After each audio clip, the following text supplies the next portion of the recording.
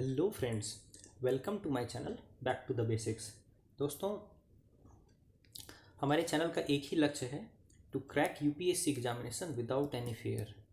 और इस डर को भगाने के लिए आपको करना होगा काफ़ी सारा मेहनत। और इसी मेहनत की श्रृंखला में हम लोग यूपीएससी के लिए पॉलिटी रिलेटेड एमसीक्यू सॉल्व कर रहे हैं। और हमारा आज का टॉपिक है प्रियम्बल।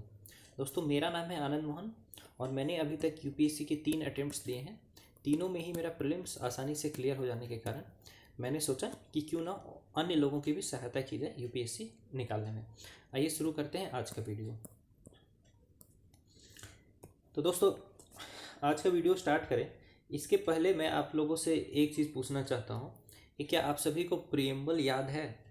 अगर प्रियम्बल याद नहीं है तो आप प्लीज़ उसको याद कर लीजिए, या फिर एक हैबिट बना लीजिए कि जब भी आप एनसीईआरटी ओपन अप करते हैं तो हर एक एनसीईआरटी में प्रियम्बल लिखा हुआ रहता है। ठीक है, प्रियम्बल लिखा हुआ रहता है। कुछ कुछ एनसीईआरटी में नहीं लिखा हुआ है, बट मैक्सिमम एनसीईआरटी में शुरुआत में आपको इंडिया का जो कॉन्स्टिट्यूशन का प्रियम्बल लिखा हुआ है। क्या लिखा हुआ है?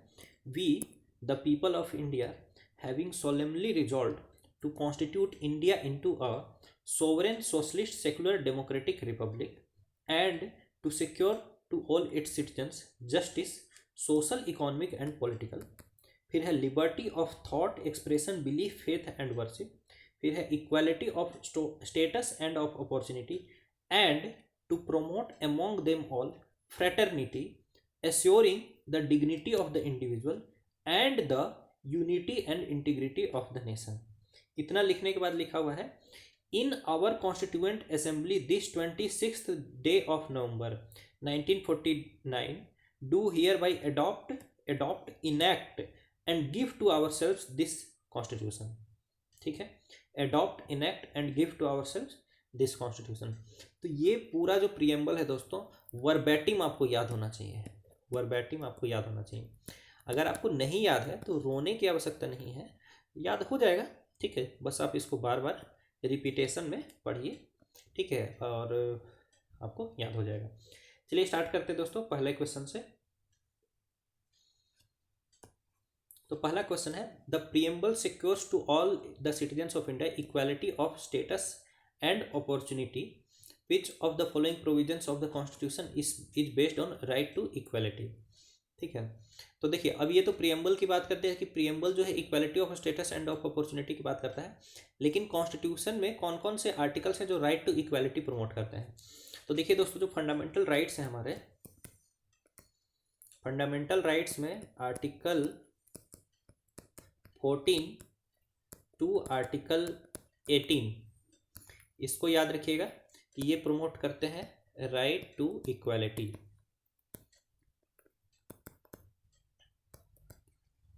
ठीक है, आर्टिकल 14 टू आर्टिकल 18 प्रमोट करते हैं राइट टू इक्वालिटी।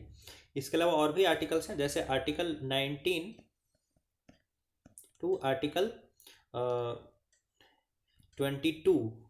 ठीक है, ये आपका प्रमोट करते हैं right to freedom, right to freedom. फिर आर्टिकल 23 एंड 24 प्रमोट करते हैं right against exploitation, right against exploitation. फिर देखिए आर्टिकल 25 से 28 प्रमोट करते हैं right to freedom of religion. ठीक है, आर्टिकल 29 और 30 प्रमोट करता है एजुकेशनल एंड कल्चरल राइट्स। ठीक है, फिर आर्टिकल 32 प्रमोट करता है राइट टू रेमेडी। ठीक है, तो ये सारे राइट्स हैं। तो आपको ये ध्यान रखना कि आर्टिकल 14 से लेकर आर्टिकल 18 प्रमोट करता है राइट टू इक्वालिटी। अब देख लीजिए इसमें कौन कौन सा है आर्टिकल 14 से 18 के बीच में। तो जैसे इक्वालिटी बिफोर लॉ है, तो दिस इज ऑब्वियसली आर्टिकल 14, तो ये राइट टू इक्वालिटी को प्रमोट करेगा। प्रोहिबिशन ऑफ ह्यूमन ट्रैफिकिंग, ठीक है, तो ये है दोस्तों आपका आर्टिकल 23। तो this is not right to equality but this is right against exploitation, तो दूसरा नहीं है हमारा राइट टू इक्वालिटी में। फिर एबोलिशन ऑफ अनटचेबिलिटी, अनटचेबिलिटी का एबोलिशन ये भी राइट टू इक्वालिटी का पार्ट है, क्योंकि ये आर्टिकल 17 में आता है। आर्टिकल 17 ये याद रखिएगा, ये भी राइट टू इक्वालिटी है। Prohibition on discrimination on certain grounds, ये है आपका आर्टिकल 15, तो ये भी राइट टू इक्वालिटी प्रमोट करता है। फिर देखिए right to marry by one's choice, देखिए right to marry by one's choice ये ऐसा कोई एक्सप्लिसिट राइट नहीं है, ये जो है आर्टिकल 21 में ये इम्प्लिसिट है, छुपा हुआ है कहीं ना कहीं, ठीक है। बट अगेन आर्टिकल 21 में है, हम लोग क्या बात करें कि राइट टू इक्वालिटी कहाँ से कहाँ तक है, आर्टिकल 14 से लेकर के 18 तक, ठीक है। तो again this is not our right to equality. तो यहाँ पर राइट आंसर क्या हो जाएगा हमारा दोस्तों, ऑप्शन नंबर बी 1, 3 एंड 4 हो जाएगा right to equality.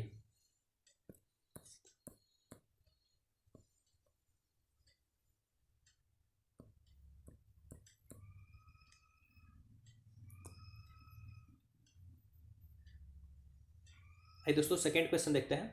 Consider the following statements, the preamble of the constitution is based on the objective resolution, ठीक है, जिसको ड्राफ्ट किया था पंडित नेहरू ने इन द कॉन्स्टिट्यूएंट असेंबली। ये बात बिल्कुल सही है कि प्रियम्बल जो है कॉन्स्टिट्यूशन का वो ऑब्जेक्टिव रिजोल्यूशन पर बेस्ड है, ठीक है, और इस ऑब्जेक्टिव रिजोल्यूशन को ड्राफ्ट किया था और मूव किया था नेहरू जी ने। दूसरा स्टेटमेंट देखिए, the preamble provides greater rights to citizens and those mentioned in the objective resolution. देखिए दोस्तों एक बात बता दूं, ऑब्जेक्टिव रिजोल्यूशन एक बड़ा डॉक्यूमेंट था, it was a bigger document. Objective resolution इसका एक छोटा सा पार्ट ही है इंडिया का प्रियम्बल, ठीक है। तो आप ये नहीं कह सकते हैं कि प्रियम्बल जो है ज़्यादा राइट्स प्रोवाइड करता है, जबकि ऑब्जेक्टिव रिजोल्यूशन ज़्यादा राइट्स प्रोवाइड करता था। इनफैक्ट ऑब्जेक्टिव रिजोल्यूशन में कई सारे आपके फंडामेंटल राइट्स भी मेंशन थे, ठीक है। तो ये आप ध्यान रखिए कि ऑब्जेक्टिव रिजोल्यूशन एक ब्रॉडर डॉक्यूमेंट था विच प्रोवाइडेड मोर राइट्स, तो सेकेंड इज रॉन्ग। फिर थर्ड देखिए, the objective resolution also provided the date of commencement of the constitution as 26 November 1950, 26 जनवरी 1950। देखिए ऐसा कुछ नहीं है, ऑब्जेक्टिव रिजोल्यूशन में ऐसे किसी डेट की बात नहीं की गई थी कि 26 जनवरी 1950 को ही कॉन्स्टिट्यूशन को कमेंस किया जाएगा, ठीक है, क्योंकि उस टाइम पता ही नहीं था। Objective resolution was the first document that was passed by the constituent assembly, ठीक है। तो उस टाइम ये पता नहीं था कि कॉन्स्टिट्यूशन फॉर्म करने में टोटल कितना टाइम लगेगा नहीं लगेगा, तो उस टाइम से ही डेट सेट कर पाना ये बहुत बड़ी बात है, तो दिस इज नॉट राइट, ठीक है। तो थर्ड इज रॉन्ग। तो राइट आंसर क्या होगा अपना 2 का ए, 1 only is the right answer.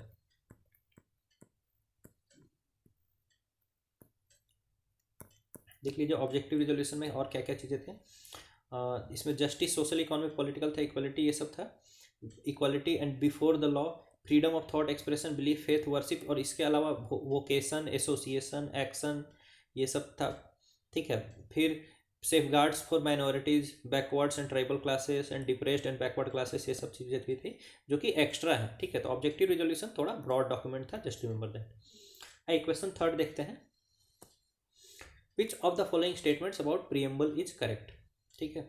तो प्रियम्बल के बारे में क्या करेक्ट ये देखना है। Preamble provides the source of authority of the constitution, तो सही बात है, source of authority of the constitution कौन है, we the people, we the people, तो दिस इज करेक्ट।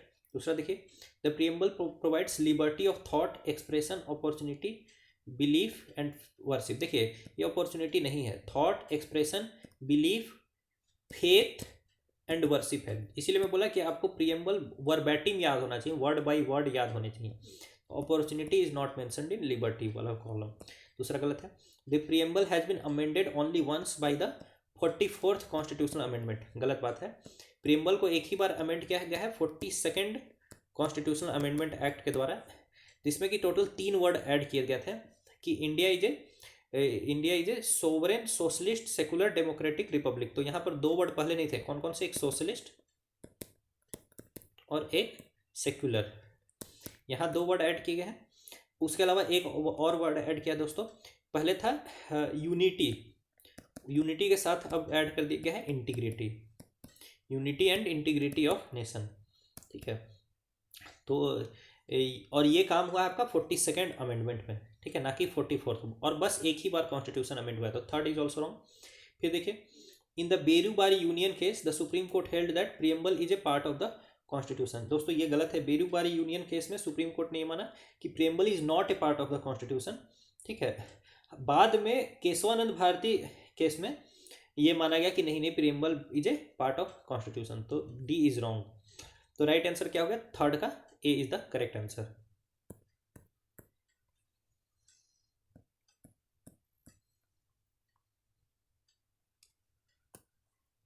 आइए फोर्थ क्वेश्चन देखते हैं। Consider the following statements with reference to equality as mentioned in the preamble. The preamble mentions social, economic and political equality. ठीक है, तो देखिए आपको पता होना चाहिए कि ये है तीनों चीजें हैं। जस्टिस, जस्टिस है, सोशल, इकोनॉमिक एंड पॉलिटिकल। ठीक है, इक्वालिटी कौन कौन सी है? इक्वालिटी है ऑफ स्टेटस एंड अपॉर्चुनिटी। ठीक है, तो पहला तो आपका क्या हो गया? गलत हो गया। फिर देखिए, it signifies the absence of special privileges to any section of the society. तो सेकेंड स्टेटमेंट इज करेक्ट, क्योंकि इक्वालिटी जो है वो यही बताना चाहता है कि किसी भी एनी सेक्शन ऑफ सोसाइटी के पास कोई स्पेशल प्रिविलेज नहीं है, मतलब हम सभी लोग बराबर हैं। फिर थर्ड देखिए, the provision related to opportunity made under article 16 emanates from this. तो बिल्कुल सही बात है। आर्टिकल 16 क्या कहता है कि the state will not discriminate against any citizens based on religion, race, caste, sex, place of birth, ठीक है, और डिसेंट। ठीक है, तो ये इन सारे बेसिस पर आपको डिस्क्रिमिनेट नहीं किया जाएगा, यानी कि ये भी क्या प्रमोट कर रहा है? इक्वालिटी ही प्रमोट कर रहा है, और equality of status and opportunity दोनों ही प्रमोट कर रहा है। तो this is emanating from preamble. Preamble में भी कौन से पार्ट से एमिनेट हो रहा है? इक्वालिटी से एमिनेट हो रहा है। तो फोर्थ का राइट आंसर क्या हो गया आपका? ऑप्शन नंबर डी हो गया, 2 and 3 only.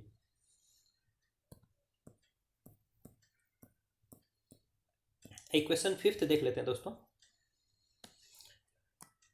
Which of the following articles of the Constitution fulfills the objective of promotion of fraternity among the people of India?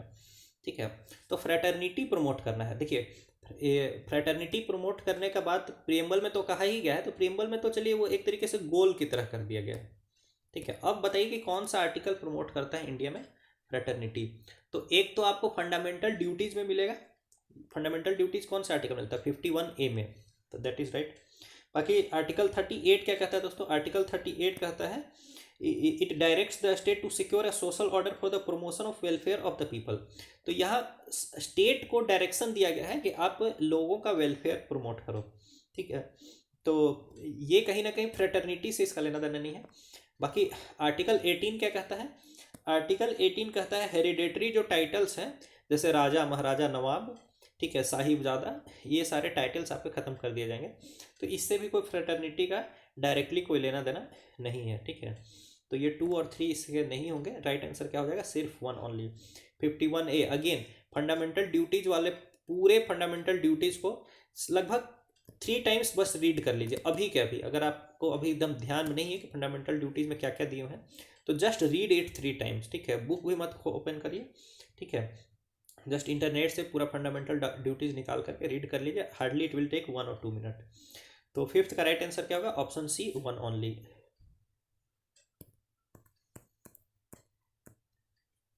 तो देखिए, ये एक फंडामेंटल ड्यूटी बताई गई है, to promote harmony and the spirit of common brotherhood amongst all the people of India, transcending religious, linguistic and religious और sectional diversities, and to renounce practices derogatory to dignity of women. यानी ये religious, linguistic, sectional diversities के ऊपर उठ करके एक सामान्य रूप से भाईचारे को प्रमोट करना है।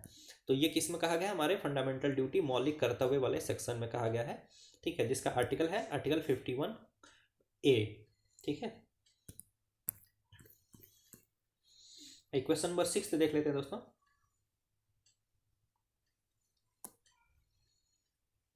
तो देखिए, consider following statement about liberty, जो कि प्रियम्बल में बात किया गया है लिबर्टी का। तो preamble provides liberty of thought, expression, opportunity, faith and worship. फिर मैं आपको बता दूं, टोटल 5 लिबर्टीज हैं। Thought, expression, belief, faith and worship. Opportunity नहीं है। अपॉर्चुनिटी इक्वालिटी वाले कॉलम आता है, equality of status and opportunity. Liberty total 5 है, thought, expression, belief, faith and worship. That's why you need to remember it by word. ठीक है, तो पहला तो गलत हो गया। फिर देखिए, liberty can not be achieved with the absence of laws. तो ये स्टेटमेंट आपका बिल्कुल सही है। देखिए, लिबर्टी का मतलब है एक तरीके से स्वतंत्रता, आज़ादी। लेकिन आज़ादी का अर्थ ये नहीं है कि कोई कानून ही ना हो, उसको तो एनार्की बोलेंगे। सभी लोगों की लिबर्टी को मेंटेन रखने के लिए ही हम लोगों की लॉज की आवश्यकता है। ठीक है, तो 2 इज करेक्ट। थर्ड देखिए, it provides an opportunity for an individual to develop himself herself fully. This is the definition of liberty. Liberty provides opportunity for the development of an individual personality. Liberty का यही definition है, तो third is correct. फिर देखिए, liberty is essential for the successful functioning of democracy. बिल्कुल, जब सभी लोग अपने आप को पूर्णतः डेवलप कर पाएंगे एजुकेशनली, इकोनॉमिकली, ठीक है, सोशली, तभी तो वो लोग डेमोक्रेसी को भी सक्सेसफुल बनाएंगे। तो दिस इज ऑल्सो करेक्ट। तो यहाँ पर इनकरेक्ट स्टेटमेंट पूछा जा रहा है दोस्तों, तो on A one only is the incorrect answer.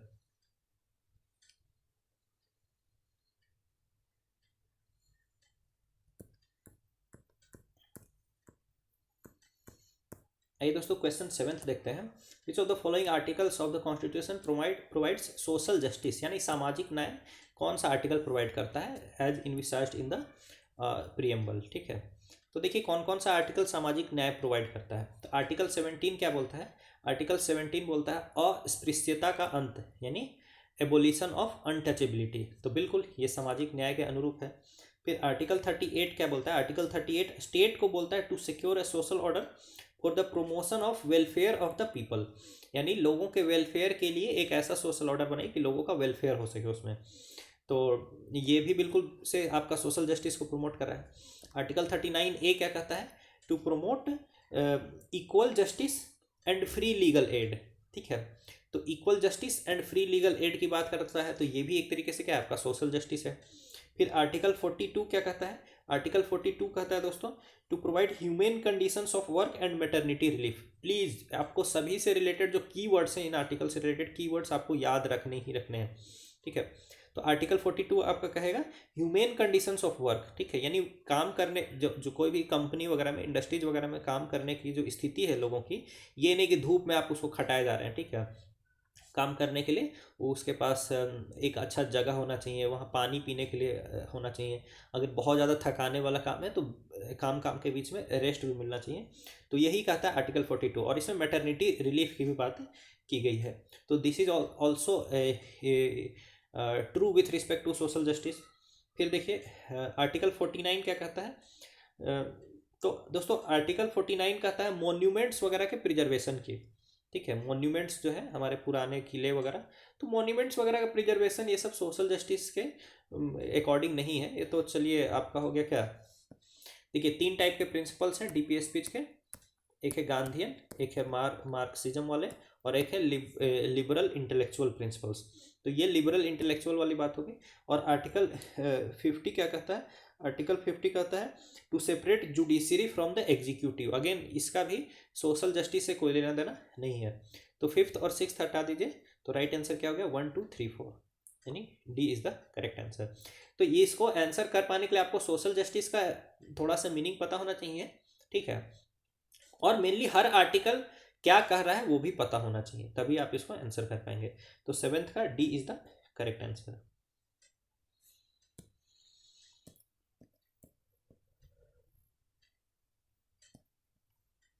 Question 8 देख लेते हैं दोस्तों। Consider the following statements about preamble. Preamble के बारे में स्टेटमेंट्स देखना है। पहला देखिए, preamble has been amended only once so far under the prime ministership of Mrs Indira Gandhi. That is true. Preamble को एक ही बार बस अमेंड किया गया है 42nd कॉन्स्टिट्यूशनल अमेंडमेंट एक्ट के तहत, जबकि इसमें 3 वर्ड जोड़े गए थे, सोशलिस्ट, सेकुलर और यूनिटी के साथ जोड़ा गया था इंटीग्रिटी। ये 3 वर्ड ही जोड़े गए थे। तो that is true. Supreme court in the Minerva Mills case has held that preamble is a part of the constitution. ये गलत बात है। सुप्रीम कोर्ट ने अंदर Kesavananda Bharati case has held that preamble is a part of constitution. तो 2 इज इनकरेक्ट। थर्ड देखिए, the original preamble did not include the word unity and integrity in it. देखिए integrity तो नहीं था लेकिन यूनिटी था, तो इसलिए ये स्टेटमेंट भी आपका गलत हो गया, ठीक है, क्योंकि यूनिटी था उसमें, इंटीग्रिटी नहीं था, यूनिटी था। लेकिन तो पर यहाँ पर ये बोला है कि यूनिटी भी नहीं था ओरिजिनल प्रियम्बल में, तो हेंस दिस इज रॉन्ग। तो अपना राइट आंसर क्या हो गया दोस्तों? B of 1 only is the correct answer.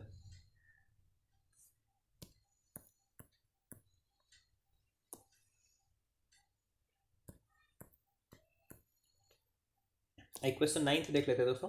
Consider the following statements about the term secular. as mentioned in the preamble of the constitution. The term was added by the 44th amendment act. नहीं, preamble में आपको पता है कि एक ही amendment में word ही add किया गया है, ठीक है। वो कौन सा 42nd, 44th से कैसे ऐड होगा, तो पहला तो गलत है। फिर देखिए Indian secularism provides for strict separation of state and religion, देखिए ये भी गलत है, ये वेस्टर्न सेक्युलरिज्म है, ठीक है। वेस्टर्न सेक्युलरिज्म में क्या होता है कि स्टेट और रिलीजन का स्ट्रिक्ट सेपरेशन हो जाता है, ठीक है। बट इंडियन सेक्युलरिज्म के तहत जो है स्टेट और रिलीजन का स्ट्रिक्ट सेपरेशन नहीं होता है, ठीक है। तो दूसरा स्टेटमेंट आपका गलत है। इंडियन केस में क्या होता है कि सभी रिलीजन को बराबर दृष्टि से देखा जाता है और इंटर रिलीजियस और इंट्रा रिलीजियस जो डिस्क्रिमिनेशन है उसको हटाया जाता है। फिर देखिए article 15, 16 and 44 of the constitution promote secularism in India, बिल्कुल सही बात है। वो सारे आर्टिकल्स जो इक्वालिटी को प्रमोट कर रहे हैं वो तो सेक्युलरिज्म को प्रमोट करेंगे ही। तो 15 और 16 क्या प्रमोट करें, एक तरीके से इक्वालिटी को प्रमोट कर रहे हैं। और आर्टिकल 44 तो डायरेक्टली बात करता है यूनिफॉर्म सिविल कोड की, ठीक है। तो ये भी सेक्युलरिज्म की बात करता है। तो थर्ड इज करेक्ट, 1 और 2 इनकरेक्ट है, थर्ड करेक्ट है। तो 9th का राइट आंसर हो गया ऑप्शन डी, 3 ओनली।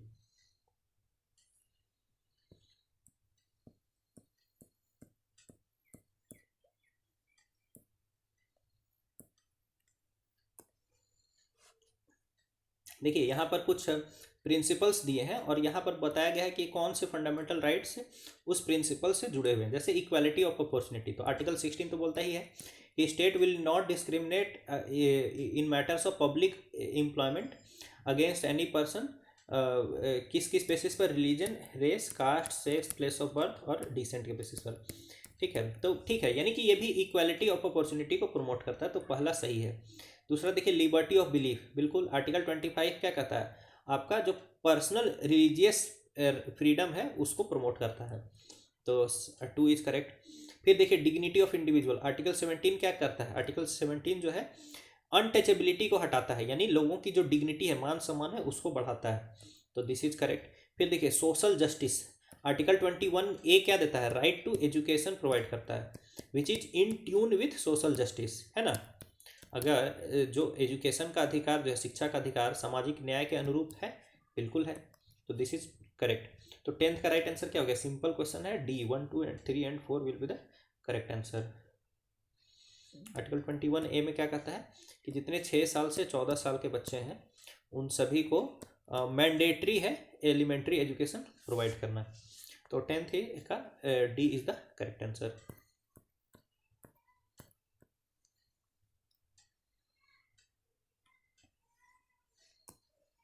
यहाँ देखिए फिर कुछ स्टेटमेंट्स दिए हुए हैं, हम लोग को करेक्ट स्टेटमेंट आइडेंटिफाई करना है। देखिए क्या बोलता है, preamble is neither a source of power to the legislator nor part of the constitution. आपको तो पता है कि preamble is a part of the constitution, कौन से जजमेंट में बोल दिया सुप्रीम कोर्ट ने, केशवानंद भारती केस के जजमेंट में। तो पहला तो गलत ही हो गया, ठीक है।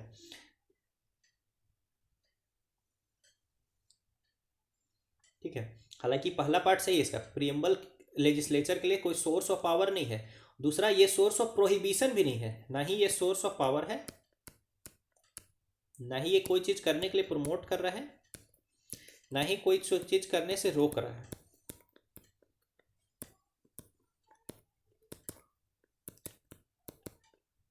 ठीक है, क्योंकि प्रिएम्बल जो है वो लीगली इन्फोर्सेबल नहीं है। हाँ, प्रिएम्बल के आधार पर ही आपका बाकी कॉन्स्टिट्यूशन जो है, बाकी कॉन्स्टिट्यूशन का झलक बतलाता है प्रिएम्बल, ठीक है।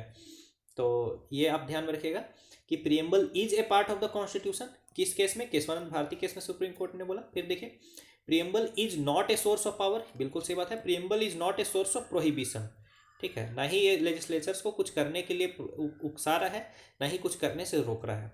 तो पहला स्टेटमेंट आपका हो गया इनकरेक्ट। दूसरा स्टेटमेंट देख लीजिए, provision of preamble are not enforceable in a court of law, this is true, ठीक है। Preamble can not be amended as it is not part of the constitution. देखिए ये तो आपको पता है कि preamble is a part of the constitution and preamble can be amended too, क्योंकि प्रिएम्बल को पहले अमेंड किया ही जा चुका है, ठीक है। तो 11th का B, 2 only is the correct answer. Preamble is a part of constitution and preamble can be amended, ये सुप्रीम कोर्ट ने कहा था केशवानंद भारती केस में, ठीक है। तो 11th का B, 2 only is the correct answer.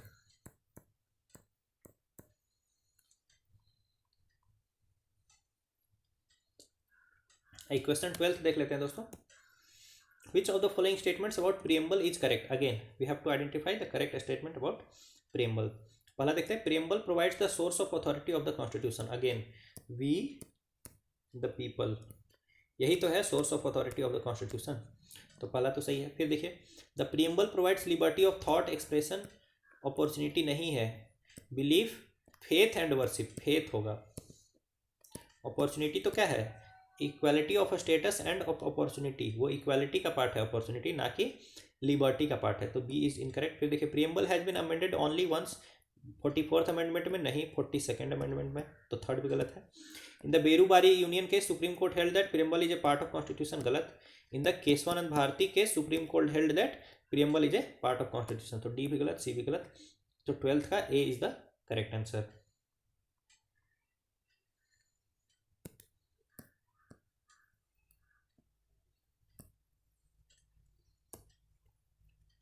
आइए दोस्तों 13th क्वेश्चन देख लेते हैं. Which of the following is are components of preamble, components that preamble reveals, यानी प्रीएम्बल में कौन कौन से चीजें इसमें भरी हुई हैं. तो preamble is a source of authority of the constitution. कौन है source of authority? We the people. फिर preamble tells us about the nature of Indian state. बिल्कुल, India is a socialist, sovereign, secular, democratic republic, जिसमें कि जैसे कि secular और socialist ये टर्म 42nd अमेंडमेंट में जोड़ा गया है. बाकी तीन चीज़ें पहले से थी. कौन कौन सी? सोवरेन, डेमोक्रेटिक और रिपब्लिक. ठीक है, तो पहला विषय, दूसरा विषय देखो. फिर प्रीएम्बल क्या क्या बताता? ऑब्जेक्टिव ऑफ द कॉन्स्टिट्यूशन बताता. तो ऑब्जेक्टिव क्या क्या है कॉन्स्टिट्यूशन के? तो ऑब्जेक्टिव है जस्टिस, जस्टिस, सोशल, इकोनॉमिक, ठीक है, एंड पॉलिटिकल. फिर उसके बाद है लिबर्टी. लिबर्टी 5 लिबर्टी है. Liberty of thought, belief, faith, worship, ठीक है, liberty of thought, belief, faith, worship and expression. ठीक है, 5 लिबर्टी है. फिर देखिए, फिर है आपका इक्वालिटी. इक्वालिटी है, equality of status and of opportunity. ठीक है, और इसके अलावा क्या है ऑब्जेक्टिव? फ्रेटर्निटी भी ऑब्जेक्टिव है, लोगों में भाईचारा प्रमोट करना, और देश का यूनिटी एंड इंटीग्रिटी भी ऑब्जेक्टिव है. तो ये सारा ऑब्जेक्टिव है ऑफ द कॉन्स्टिट्यूशन. तो ऑब्जेक्टिव ऑफ द कॉन्स्टिट्यूशन बताता है प्रीएम्बल, बिल्कुल सही बात है. फिर देखिए, date of enforcement of the constitution. तो दोस्तों देखिए, इन्फोर्समेंट ऑफ द कॉन्स्टिट्यूशन को जो है प्रीएम्बल नहीं बताता, ये बात ध्यान में रहे, यहाँ आप गड़बड़ा सकते हैं. ठीक है, 1 2 3 सही है. वहाँ कॉन्स्टिट्यूशन प्रीएम्बल में ही लिखा गया है, we do hereby adopt, enact and give to our self, give to our self. तो date of adoption of constitution है, बिल्कुल है. Date of enactment of constitution है, बिल्कुल है. But date of enforcement of the constitution नहीं है वहां पर, क्योंकि डेट ऑफ इन्फोर्समेंट है 26 जनवरी 1950. ठीक है, तो ये जो डेट है ना वहां पर जो कॉन्स्टिट्यूशन में लिखा गया है, कौन सा? 26 November 1949. That is a date of adoption या फिर इनेक्शन. बट इन्फोर्समेंट का डेट है 26 जनवरी 1950. तो date of enforcement of the constitution is not written in the constitution, in the preamble. तो 4th इज इनकरेक्ट. तो 13th का राइट आंसर क्या हो जाएगा दोस्तों? Option number B, 1 2 and 3 only.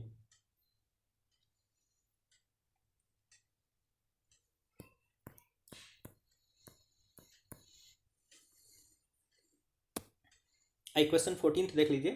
Consider the following statements with respect to justice in the word preamble. ठीक है, तो वर्ड जस्टिस के ऊपर गौर फरमाना है दोस्तों. देखिए, तो economic justice means that the constitution wants to create a society without discrimination on any grounds like caste, creed, gender and religion. ठीक है, तो इसी से आपको पता चल रहा होगा दोस्तों, caste, creed, gender and religion के बेस पर डिस्क्रिमिनेशन नहीं करना है. ये इकोनॉमिक जस्टिस नहीं कहलाएगा, ये कहलाएगा सोशल जस्टिस. फिर देखिए, social justice means no discrimination can be caused by people on the basis of their wealth, income and economic status. तो वेल्थ, इनकम और इकोनॉमिक स्टेटस के बेसिस पर डिस्क्रिमिनेशन नहीं करना, क्या ये सोशल जस्टिस कहलाएगा? नहीं दोस्तों, ये कहलाएगा इकोनॉमिक जस्टिस.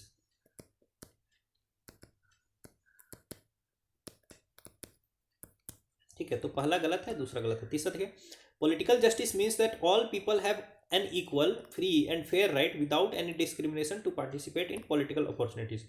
तो पॉलिटिकल जस्टिस का डेफिनेशन बिल्कुल सही है. बाकी सोशल और इकोनॉमिक जस्टिस का डेफिनेशन इंटरचेंज किया हुआ है, ये आप एकदम इजीली फिगर आउट कर सकते हैं. There is no rocket science here.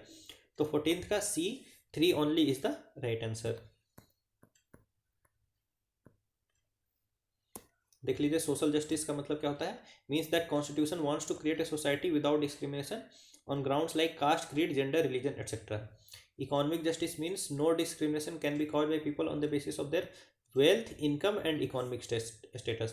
Political justice means all people have an equal, free and fair rights without any discrimination to participate in political opportunities. माने हर एक लोग वोट डाल सकते हैं, कोई भी इलेक्शन लड़ सकता है.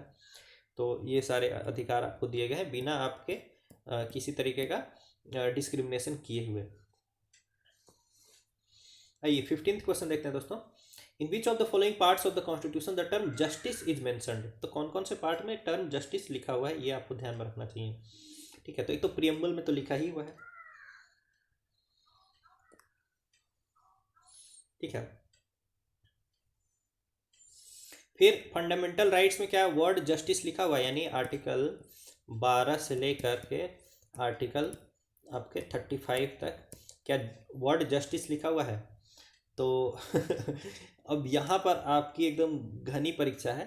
ठीक है, तो आपको पता होना चाहिए कि वहाँ पर टर्म जस्टिस नहीं लिखा हुआ है.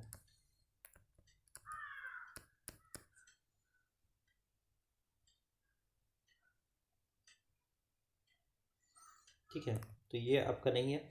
फिर फंडामेंटल ड्यूटीज में क्या टर्म जस्टिस लिखा हुआ है.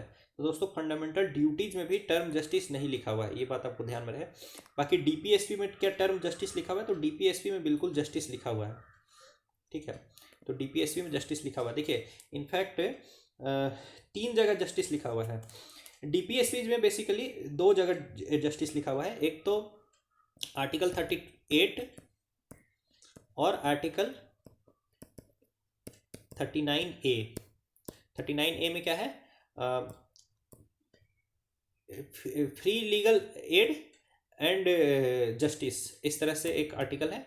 और 38 में है कि स्टेट को ये मैंडेट दिया हुआ है कि वो लोगों का वेलफेयर प्रमोट करे ताकि जस्टिस वाली सोसाइटी माने सोशल जस्टिस हो सके, इसलिए वो लोगों का वेलफेयर प्रमोट करे, ऐसा लिखा हुआ है. तो डीपीएसपी में 2 जगह है. इसके जगह एक अलावा एक और आर्टिकल है, आर्टिकल 142, जिसमें सुप्रीम कोर्ट को कुछ एक्स्ट्रा पावर दिए गए हैं ताकि supreme court complete justice provide कर सके. तो ये वर्ड जस्टिस जो है ये इन्हीं जगह पर है. एक प्रियम्बल में, फिर आर्टिकल 38, 39A में, 38 में और 39A में, और आर्टिकल 142 में. बस इतनी ही जगह जस्टिस मेंशन किया गया है. It's a very difficult question. ठीक है, बट एनीवेज, तो 15th का 1 and 4 only is the correct answer. A is the right answer.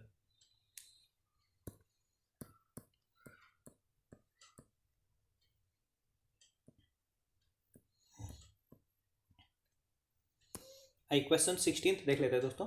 Consider the following statements with respect to the term sovereign. ठीक है, तो वर्ड सोवरेन का क्या अर्थ है. सोवरेन का हिंदी अर्थ होता है दोस्तों संप्रभु. पता नहीं ये ऐसे है या ऐसे, आई डोंट नो.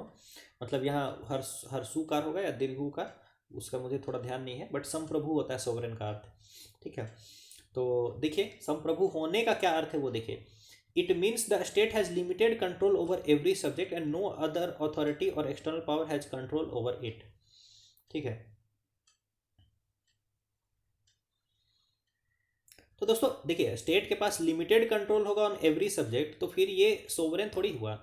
सोवरेन का मतलब है कि हर एक सब्जेक्ट पर स्टेट के पास कंप्लीट अथॉरिटी है, कंप्लीट कंट्रोल है, और इसके ऊपर कोई अथॉरिटी नहीं है.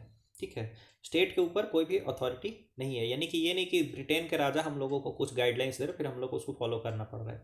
ठीक है, तो वो संप्रभु नहीं कहलाएगा. ठीक है, वो सोवरेन नहीं कहलाएगा दोस्तों. तो पहला गलत हो गया.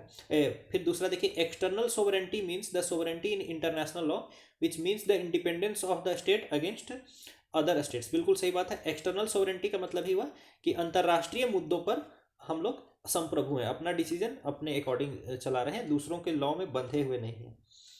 ठीक है, फिर तीसरा देखिए, country can have its own constitution even if it is not sovereign. ठीक है,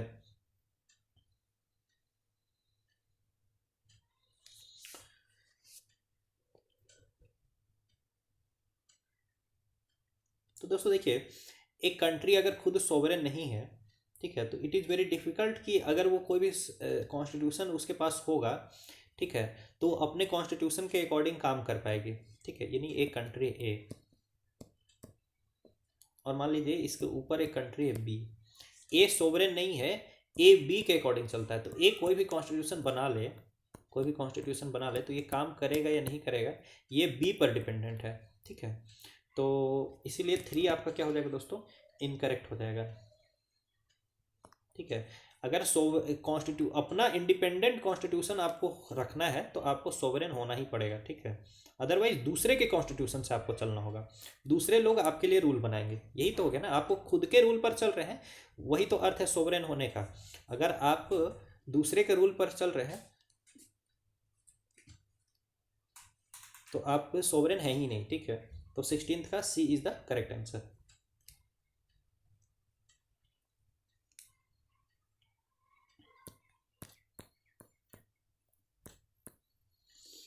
क्वेश्चन 17th देख लेते हैं दोस्तों। अगेन यहाँ पर इनकरेक्ट हम लोग को स्टेटमेंट्स ढूंढना है with respect to term sovereign, ठीक है। तो सोवरेन है जैसे इंडिया, तो इसका क्या अर्थ हुआ, it implies that India is neither a dependency nor a dominion of any other nation but an independent state. तो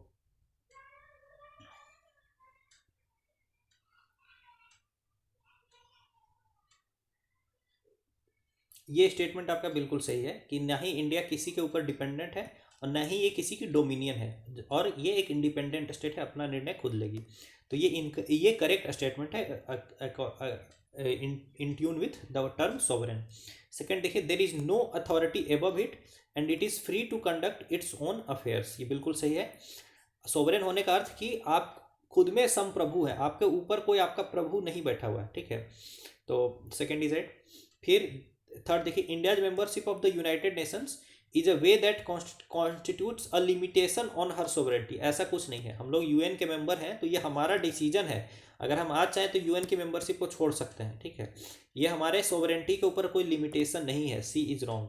फिर डी देखिए, इंडिया कैन इधर अक्वायर अ फॉरेन टेरिटरी और seed a part of its territory in favour of a foreign state. हाँ, तो sovereign होने का अर्थ यही हुआ कि हम चाहें तो युद्ध इत्यादि करके किसी दूसरे देश के एक पार्ट को कब्जा भी कर सकते हैं, या फिर हम अगर चाहें तो अपने देश के किसी पार्ट को किसी दूसरे देश को गिफ्ट भी कर सकते हैं, ठीक है। तो यही है सोवरेन होने का अर्थ है। तो डी इज ऑल्सो करेक्ट। तो हमारा इनकरेक्ट स्टेटमेंट पूछ रहा था, तो C will be the incorrect statement and our right answer.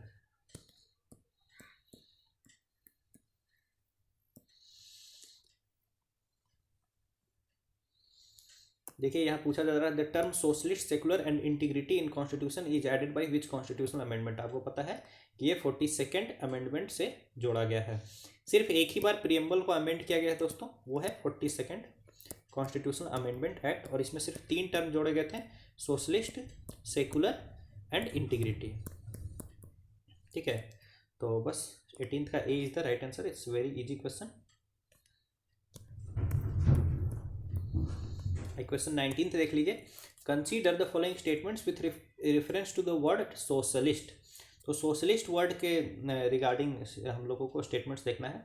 The word socialist was added in the preamble by 42nd amendment, बिल्कुल सही है, ठीक है। अभी ऊपर ही देखा हम लोगों ने। It means commitment to attain ideals like removal of inequalities, provision of minimum basic necessities to all, equal pay for equal work.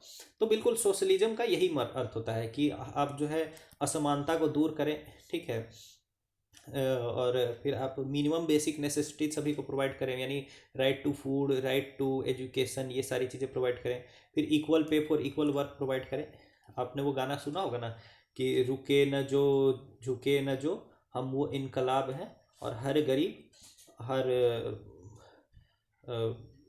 ऐसा कुछ गाना है कि हर गरीब हर समथिंग का हम ही तो ख्वाब है, रुके न जो झुके न जो।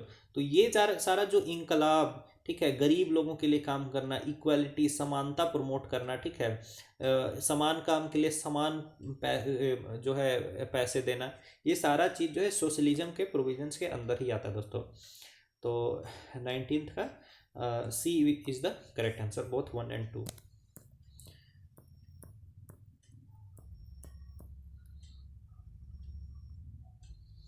अगेन क्वेश्चन नंबर 20 में हम लोग को दोस्तों इनकरेक्ट स्टेटमेंट ढूंढना है रिगार्डिंग इंडियन सेक्युलरिज्म।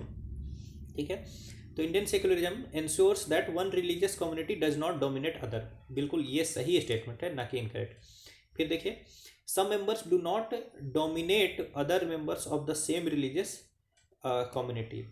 तो again this is also true with respect to Indian secularism, कि एक रिलीजियस कम्युनिटी के कुछ लोग दूसरे लोगों को डोमिनेट नहीं करते हैं, सभी लोग बराबर है ना।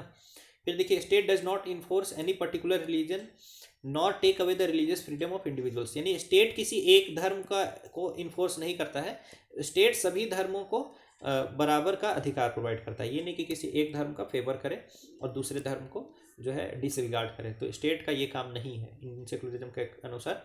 फिर तीसरा देखिए, चौथा देखिए, due to the flexible separation between religion and the state intervenes in all religious affairs. हाँ, तो रिलीजियस अफेयर्स में देखिए स्टेट जो है वो इंटरवीन कर सकता है, लेकिन state intervenes in all religious affairs, ये गलत है।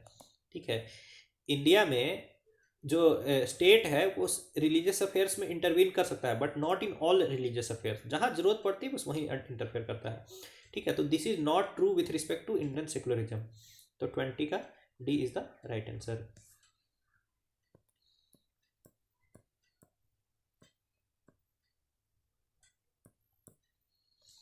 क्वेश्चन 21 देख लेते हैं दोस्तों। Which of the following is are manifestations of democratic character of Indian polity. तो जो भारतीय राजतंत्र है, राज व्यवस्था है, ठीक है, तो राजतंत्र नहीं राज व्यवस्था है, तो वहाँ पर जो डेमोक्रेटिक कैरेक्टर के क्या क्या फीचर्स हैं ये बताना हम लोगों को। तो क्या यूनिवर्सल एडल्ट फ्रेंचाइजी एक डेमोक्रेटिक कैरेक्टर को बताता है? बिल्कुल बताता है। सभी लोगों को समान रूप से वोट देने का अधिकार है, तो that is a part of our democratic character. फिर देखिए, रूल ऑफ लॉ भी हमारे डेमोक्रेटिक कैरेक्टर का ही एक निशानी है। फिर देखिए, इंटीग्रेटेड जुडिशरी क्या डेमोक्रेटिक कैरेक्टर का ही निशानी है? नहीं दोस्तों, ये है हमारा यूनिटरी। देखिए, अब होता है कि पॉलिटी दो टाइप की हो सकती है, एक तो यूनिटरी और दूसरी हो सकती है फेडरल। तो इंटीग्रेटेड जो जुडिशरी है वो हमारे यूनिटरी होने की निशानी है, ये हमारे डेमोक्रेटिक कैरेक्टर की निशानी नहीं है, तो सी तो नहीं होगा। फिर फोर्थ देखिए, absence of discrimination on certain grounds, ये भी हमारे डेमोक्रेटिक कैरेक्टर का ही एक उदाहरण है दोस्तों। ठीक है, क्योंकि हम लोग पॉलिटिकल इक्वालिटी प्रोवाइड करते हैं। ठीक है, तो फोर्थ जो है हमारे डेमोक्रेटिक कैरेक्टर की एक निशानी है।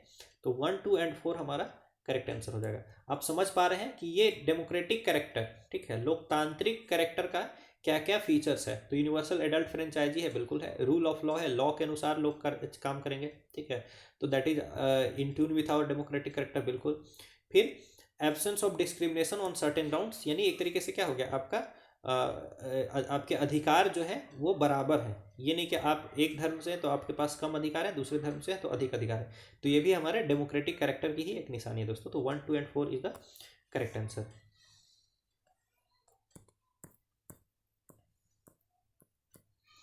क्वेश्चन 22 देख लीजिए। Consider the following statements with reference to the term fraternity, ये इसको बंधुत्व बोलते हैं हिंदी में, यानी भाईचारा। तो देखिए, it assures the dignity of the individual and the unity and integrity of the nation. बिल्कुल, आपका ये प्रीएम्बल में ऐसे ही लिखा ही हुआ है। ठीक है, फ्रेटर्निटी क्या करेगा, लोगों की डिग्निटी प्रमोट करेगा और देश के लिए यूनिटी और इंटीग्रिटी प्रमोट करेगा। ठीक है, और ये यूनिटी के साथ ये जो इंटीग्रिटी वाला वर्ड है ये जोड़ा गया है 42nd कॉन्स्टिट्यूशनल अमेंडमेंट एक्ट में, जस्ट रिमेंबर दिस। फिर देखिए, the constitution promotes this feeling of fraternity by the system of single citizenship. बिल्कुल, जो एक ही हमारे पास नागरिकता है वो उससे भी कहीं ना कहीं बंधुत्व की भावना को प्रमोशन मिलता है दोस्तों। तो 22 का राइट आंसर क्या होगा? सी, बोथ 1 एंड 2।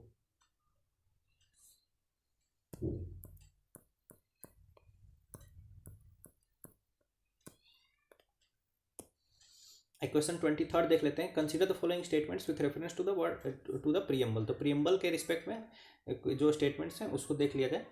तो पहला है, the preamble was enacted by the constituent assembly before the rest of the constitution. नहीं, पूरे कॉन्स्टिट्यूशन को इनेक्ट करने के बाद जो है प्रीएम्बल को इनेक्ट किया गया था, ये बात याद रखिएगा। तो preamble was the last one to be enacted. ठीक है, तो पहला स्टेटमेंट आपका गलत है। जस्ट रिमेंबर कि preamble was the last one to be enacted, तो पहला गलत होता है। दूसरा देखिए, in the case 1 and Bharati case the Supreme Court again held that the preamble is an integral part of the constitution. देखिए Supreme Court did not again held, क्योंकि इसके पहले के केसेस में जैसे बेरूबारी यूनियन केस था उसमें supreme court had held that constitution is not a part of the constitution, ये preamble is not a part of the constitution. ठीक है, पहले ये कहा था। तो केशवानंद भारती केस में सुप्रीम कोर्ट ने अगेन ये बात नहीं मानी, बल्कि फर्स्ट टाइम ये बात मानी कि preamble is a part of constitution. मेरी बात समझ रहे हैं? यहाँ इस एक सिंगल वर्ड से ये स्टेटमेंट गलत हो जाता है। केशवानंद भारती केस में सुप्रीम कोर्ट ने ये बात मानी कि preamble is a part of Indian constitution, but ये बात पहली बार मानी। ठीक है, नॉट अगेन, क्योंकि इसके पहले जो है प्रियम्बल को इंडियन कॉन्स्टिट्यूशन का पार्ट नहीं मानती थी। ठीक है, तो टू स्टेटमेंट आपका इनकरेक्ट है। ठीक है, तो पहला भी इनकरेक्ट है, दूसरा भी इनकरेक्ट है, तो 23rd का राइट आंसर क्या हो गया? Option number D, neither 1 nor 2।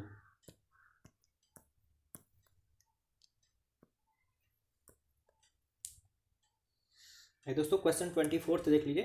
Consider the following statements with respect to amendability of preamble. Preamble की अमेंडेबिलिटी, प्रियम्बल को अमेंड किया जा सकता है कि नहीं, उसके अकॉर्डिंग उसके अनुसार स्टेटमेंट्स देखिए। Preamble can be amended but basic elements of the constitution as enacted in the can be altered by an amendment under article 368। देखिए जो basic elements of the constitution, ये कहना चाह रहा है बेसिक जो स्ट्रक्चर है कॉन्स्टिट्यूशन का उसको भी अमेंड किया जा सकता है आर्टिकल 368 के अकॉर्डिंग। नहीं, बेसिक स्ट्रक्चर के साथ छेड़छाड़ नहीं करनी है। ठीक है, तो पहला तो हो गया आपका गलत।